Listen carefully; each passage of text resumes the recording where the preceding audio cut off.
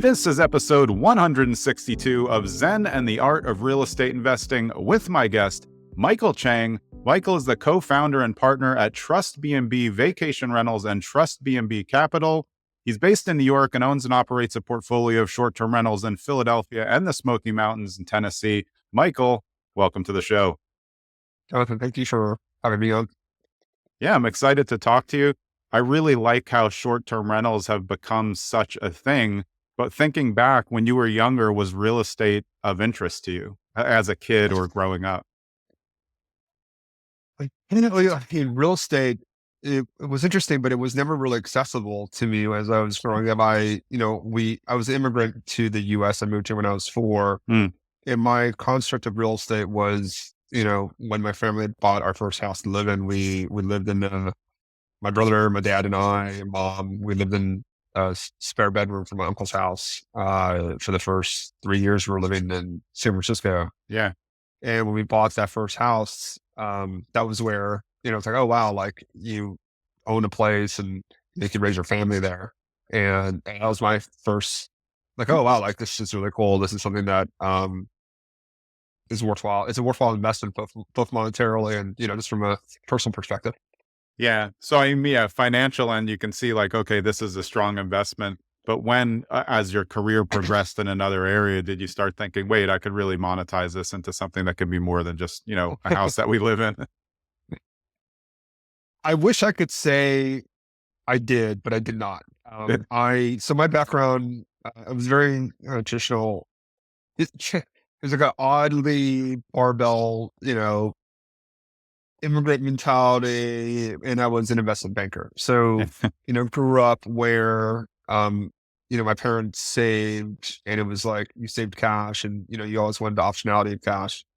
They were just scared of the markets. They bought the first house, but they never bought anything else. And then they go into finance, and then you see all these big numbers. I was an M&A investment banker at Citi and at Merrill Lynch in New York City for 10 years, and I was just focused on my job, and that was how I made my money, was focusing on the job. I never really thought about investing. Investing was, stock market, 401k. I didn't really understand the power of investing in real estate, until I left the industry. And, met my girlfriend and wife. She was really a big, very, very passionate about real estate. And she was trying to figure out kind of what to do. Yeah.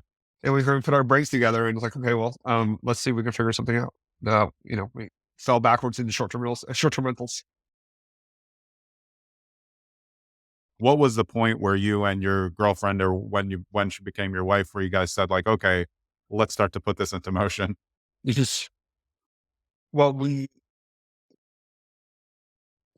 launched it for short-term rental December 27th, 2016. In Queens, New York, Elmhurst, New York, if folks are familiar with the Queens suburbs. It was a very typical 3-bedroom, 1.5 bath apartment that rented for $2,500 a month. And we, by month, they were grossing over $10,000 a month of revenue. After expenses, we were probably clearing $5,000. Wow. And you didn't need to be an investment banker to, put 2 and 2 together and say, hey, there's a business here. So, we got married. My wife kind of left her job shortly thereafter, after we probably had like 6-7 months of offering experience, saying that, hey, like if it's, and then we hit high season in New York City, and the numbers are even more crazy. I don't want to kind of give crazy numbers out there, but it was pretty, the numbers were very meaningful.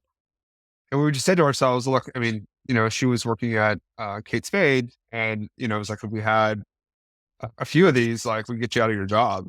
So that's what we did. She quit, she focused to do that full time. And then I had, my salary was, higher than hers. So it took us a few more years for me to eventually exit. But I would say, leaving wasn't just the cash flow. It wasn't like, okay, we had hit a number where we could replicate the income we were earning from the jobs. It was more also a mindset shift where we said, there's just a lot more opportunity here. And if we could really focus and double down and build some real subject matter expertise, in real estate broadly, short-term rentals more specifically, we would have some advantages here, and be able to compound our net worth over a longer duration. How, as you started to grow, did you figure out where you wanted to grow into? We, when we started, we wanted to, the first goal was to generate enough cash flow in order to exit out of our respective jobs. So it was very focused on, so when I talk about that first apartment in Queens, you'll notice I said $10,000, right? Because all I did was buy the furniture. We used a strategy called rental arbitrage, which I was is a fancy thinking way it of was an saying arbitrage. it was just a fancy way of saying, you rent an apartment and with the landlord's permission, you can re-rent it on Airbnb, VRBO, et cetera. And you earn the difference between the short-term rental income that you're earning and the long-term rent plus expenses that you're paying out. But it was very focused on that, kind of standing that up. It was obviously a lot more scalable too, because, a down payment on a house and a mortgage, just wasn't going to be that sustainable in the beginning. Plus, we wanted just to make sure that we were actually good at it, that we could actually do this and scale an organization. So you know, that was where we really focused the time on. And, today we have 35 right now, 28 that are rental arbitrage, 6 that we own, and then the 7th we own where I'm sitting in now, getting Yeah. set up Yeah, well, let's with all talk the other boxes. Go ahead. yeah. Let's talk arbitrage a little because it's interesting for people who don't know. Of course, you said it, you're going to rent the place and then you're going to turn it into an Airbnb. The landlord's happy because they're getting what they want and you can make extra off it. When you did that first one, did you disclose to the landlord, "Hey, I'm going to do arbitrage" at the time? Because it was 2016. I don't think that people were really even calling it arbitrage then. No, they weren't. But it was in a building that so this landlord lived right, very close by. So we wanted to be transparent and say, this is Yeah. like, we're not going to be living here. This is kind of what we're doing. That apartment had been on the market for a while and I think it was slightly overpriced. I mean, they were trying to get higher than what most people would have paid. And, we had a just different use case versus Yeah. the typical long-term renter. So he was fine with it. And, that relationship was a very good one for us. And I am like, I always tell my students, folks that have asked me for help, to help them train this business. You always want to be very transparent in what you do. Like there's no way to start a business, underhanded. Don't tell the landlord what you're doing. Like it's just a recipe. You can make a little bit of money, but you can't scale a business that way. Before we hop off, can you maybe give a couple tips for people who are looking to start with arbitrage? Because arbitrage is a great idea because you don't need as much money down. But I've always said to other people, you always have more leverage when you have money and you choose not to use it. You use it smartly to get an arbitrage. But what are some tips you could give people who are maybe going to do the work to get set up like you did, take a little launch, and then how do they present that to someone to make sure that they're doing it, transparently in the right way, to start?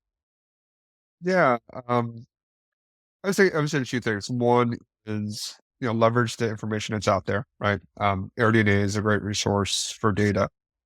I would say two, like network with other short-term rental operators in whatever Definitely. market that you're interested in. Yeah. There's a lot of Facebook groups. Um, we personally built a community of 200 plus short-term rental investors that have learned from us on how to do it. So find whatever community that you're interested that speaks to you. And I think that one, it's like